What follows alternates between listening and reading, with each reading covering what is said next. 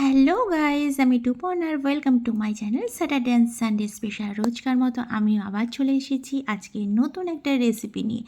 তো আজ আমি বানাবো জর্দা পোলাও। তো আমি এটা কড়া নিয়ে নিয়েছি আর দিয়েছি রিফাইন্ড অয়েল, সাথে দিলাম আমি ঘি। আর এটাকে ভালো করে গরম হওয়ার জন্য আমি রাখলাম। আর এবার দেবো আমি গোটা গরম মশলা।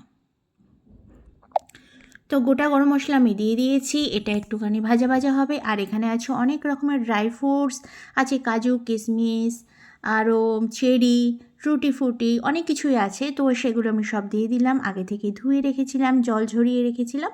তারপরে এই তেলের মধ্যে, তেল আর ঘিয়ের মধ্যে আমি এটাকে সুন্দর করে ভেজে নেব।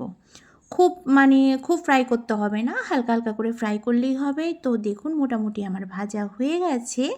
এবার আমি কি করব, এখানে আছে 1 কিলো দেরাদুন রাইস। তো দেরাদুন রাইস, তো সেটাকে আমি 30 মিনিট ভিজিয়ে রেখেছিলাম। আর ভাতটাকে আমি রেডি করে নিয়েছি। রেডি করে এবার জল ছড়িয়ে আমি এটার মধ্যে দিয়ে দিলাম। আর পুরো যে ড্রাই ফ্রুটগুলো আছে সেগুলোর সাথে পুরো ভাতটাকে আমি এইভাবে মিশিয়ে নেব। খুব বেশি তাড়াহুড়ো করবেন না, তাহলে কি হবে, ভাতগুলো ভেঙে যেতে পারে। এর মধ্যে দেবো আমি একটু ফুড কালার, যাতে দেখতে সুন্দর হয়। ফুড কালারটা খাওয়া ঠিক না, তবু আমি দিলাম, অল্পই দিয়েছি, দেখতে যাতে সুন্দর হয়।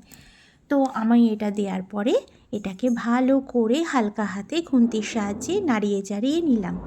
তো এবার আমি কি করব, তো এই জর্দা পোলাও খেতে কিন্তু মিষ্টি মিষ্টি হয়। আর এর মধ্যে বেশ খানিকটা চিনি আমি দিয়ে দেব। তো বেশ খানিকটা চিনি দেওয়া হয়ে গেছে। এবার দেবো স্বাদ মতো নুন। আপনারা যে যেরকম চিনি খাবেন, যে যেরকম নুন খাবেন, সেই অনুযায়ী আপনারা দেবেন। তো আমি এটাকে ভালো করে মিশিয়ে টিশিয়ে নেব।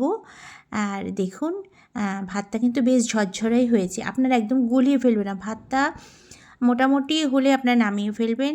তো না হলে কী বলুন তো, মানে গলে গেলে ভালো লাগবে না। তো আমার এই প্রসেসটা যদি আপনারা ফলো করেন, পুরো বিয়েবাড়ির মতো আমি এইটা রান্না করেছি। তো আমার রান্নাগুলো কেমন লাগছে আপনারা জানাতে ভুলবেন না। ভালো লাগলে লাইক কমেন্ট শেয়ার করবেন। তো লাস্ট পর্যন্ত আপনারা রান্নাটা দেখতে থাকুন।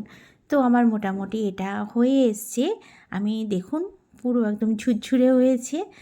আর কেমন হয়েছে দেখতে, আমার তো বেশ ভালোই লাগছে, খেতেও খুব সুন্দর হয়। শীতকালে না এই সমস্ত খাবারগুলো বেশ ভালো লাগে।